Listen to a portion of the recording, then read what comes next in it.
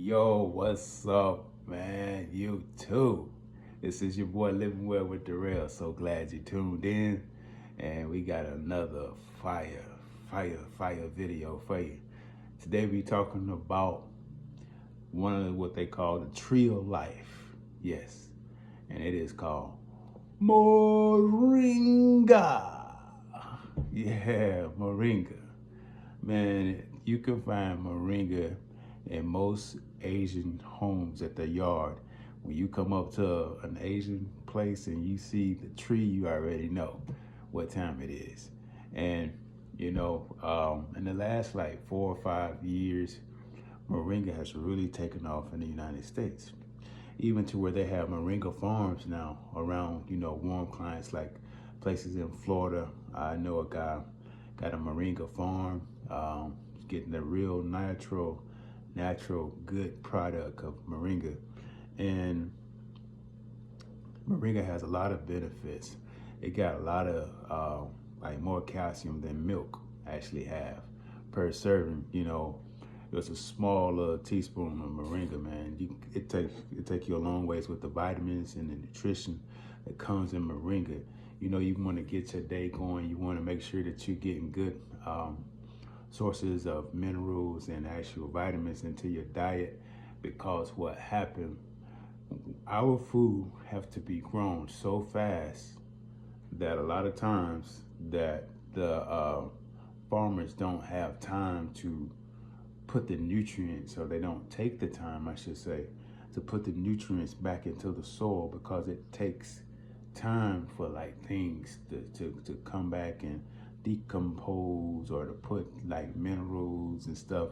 Like it used to be back, like rocks and stuff have the minerals, and they used to be a part of the soil, but the soil's been cultivated so much that now it doesn't have the ability to produce the type of fruits and vegetables that we used to get, and like our grandparents and parents had when they were coming up. It's a different type, it's a less quality. That's why it's good to have like a local farmer that you know that you can go and get your fruits and vegetables from close to you, in like less than a 30-mile radius, that you can actually, go and see the fruit, go and see the vegetables. As we approaching the end of August, this is a good time to get like muscadines, your grapes. They're very good. Your pears are very good in South Georgia right this time of year. You can get late tomatoes.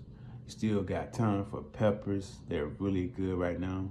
The sun bring the heat into the pepper, so it's still hot in August and September. Sometimes it's kind of hot, and then it'll taper off. Cool mornings and early sunsets in the evening. So the sun is hot probably around 1 to 2, and where it used to be at its hottest point around 3. And now you'll see that it's beginning to change. But the moringa tree actually grows in Georgia, but it won't last because of the cold weather. The cold weather is going to take it and kill it.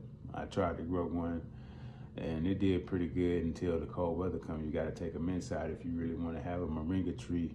And it's going to be in a pot, so it's not going to be in the ground and get all the nutrients. People don't realize it's the roots that actually allow most of the nutrients to come in outside of the chlorophyll that comes with the light. So you see, like I got this here. This is like organic moringa powder, and this powder is good. It's one of the superfoods, and it's saying that like it energizes, and it's an excellent source of iron. So if you like anemic, you can actually get a good source of iron through moringa leaf. And all the nutrients that are absorbed in the body, instead of actually just urinating them out. A lot of times that's why people drink like Gatorade. They ain't really getting nothing but sugar. So you find yourself, drinking like Gatorade.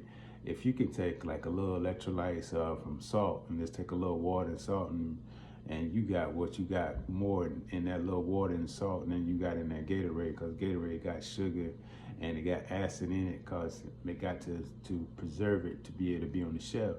So you can see somebody when they're dehydrated, you don't want to give them Gatorade. It's possible that they can have a stroke if they get Gatorade, when you know that you got somebody that is really in a place of heat exhaustion. You want to try to get some water to them, some real natural water, not water out of a water hose, but you may take that water hose and keep them cool down, run it over them a little bit. You know what I'm saying? I'm not a doctor, so you might want to talk to your doctor about those things, but you know, you can nevertheless,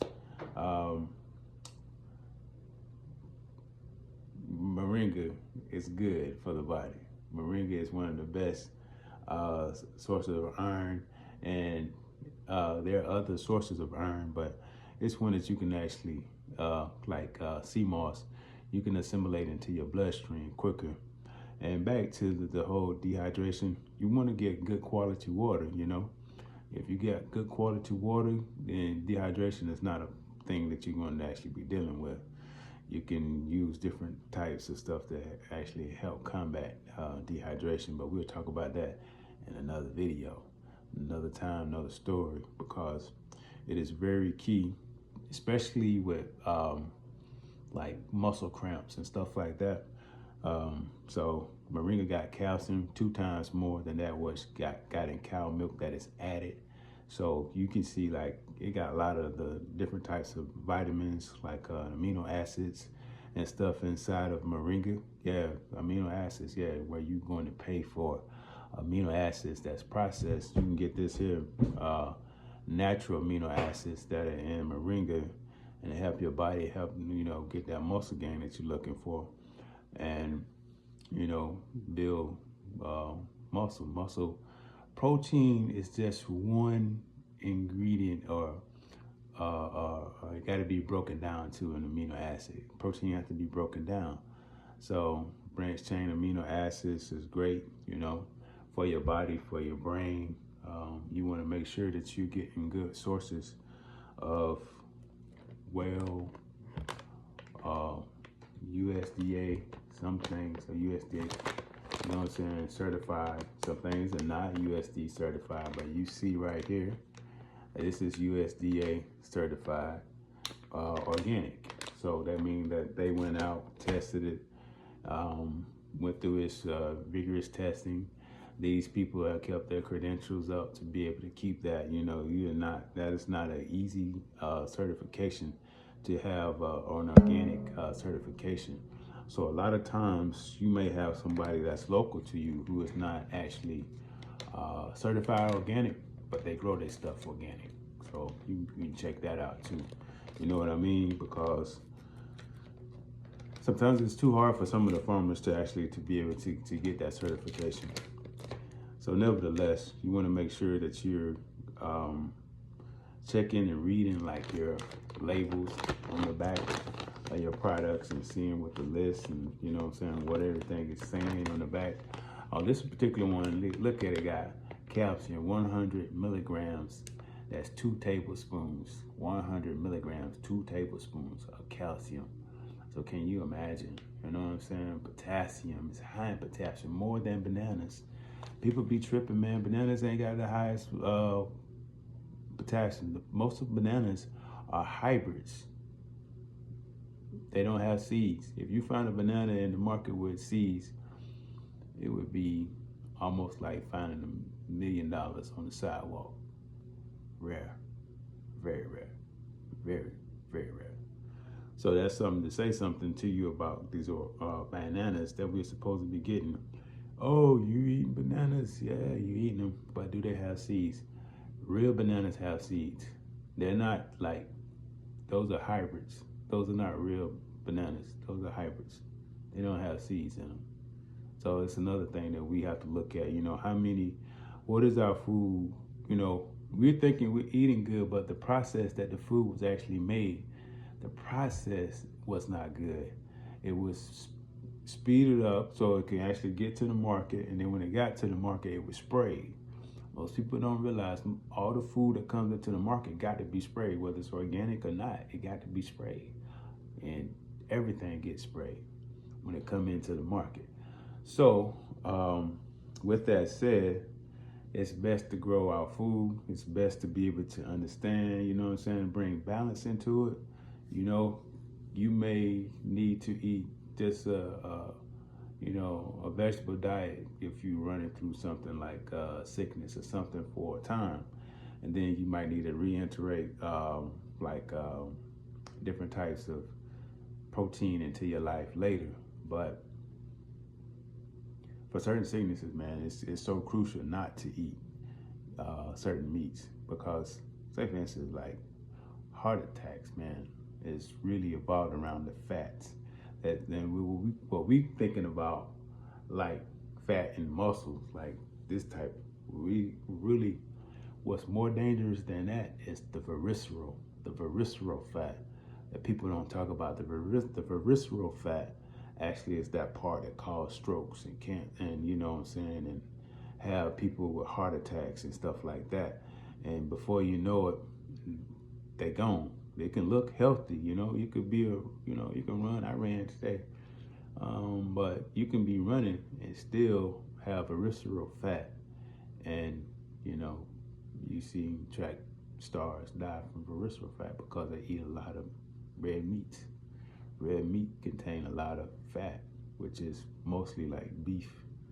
Even I don't eat pigs and stuff like that, but you know, you have to kind of like ask yourself, why would somebody eat some chitlins? The intestines. Why would you eat that? It stink bad enough. The smell of telling you don't eat it. But my people call by my name. One of these days you will see. You know what I'm saying? It's a process for everybody. We all learn at different levels, different speeds, and there's no condemnation. You can eat what you want, and that's true.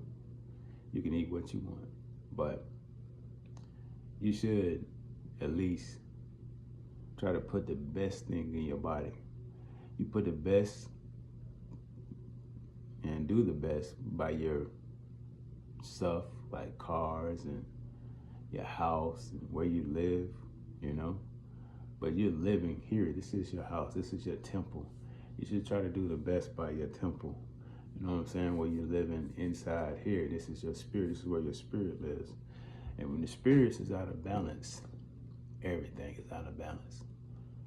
I'm telling you, everything. So God give us a second chance to get it right. He give us a second chance to be able to see that we need to have him as our source, as our main source, our only source, and everything else is resources.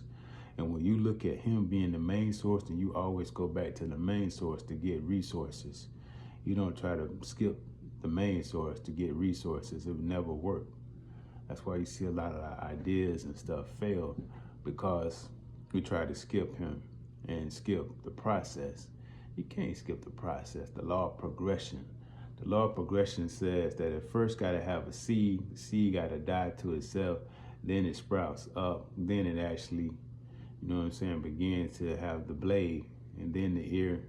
Then it produce, you know what I'm saying, an ear or a corn. Then later, you know what I'm saying, somebody can get it. Then it can produce much fruit, because you got on one corn, you got, man, all these seeds of corn that is on that particular one ear. And those are, you know what I'm saying, you can plant those and you can reproduce and reproduce and reproduce and reproduce and reproduce. You can have corn fields off just one stalk of corn. But nevertheless, it's just a little side note. Corn that grows by itself usually don't produce. Why? Because you got to have other corn to pollinate. And that's another thing you talk about, pollination, and how things are pollinated and why it needs to be pollinated in order to produce. You know what I'm saying? God put it in us to produce. He said, I have given you the power to get the wealth. And, you know, I'm going to leave you on this note. It's inside of you, but you got to draw it out. You got to seek God, and He will show you what you need. Beloved, I wish above all things you prosper and be in good health, even as your soul prosper. Get you some moringa. It's Living Well with Darrell. Stay tuned for the next one. Be blessed by the best.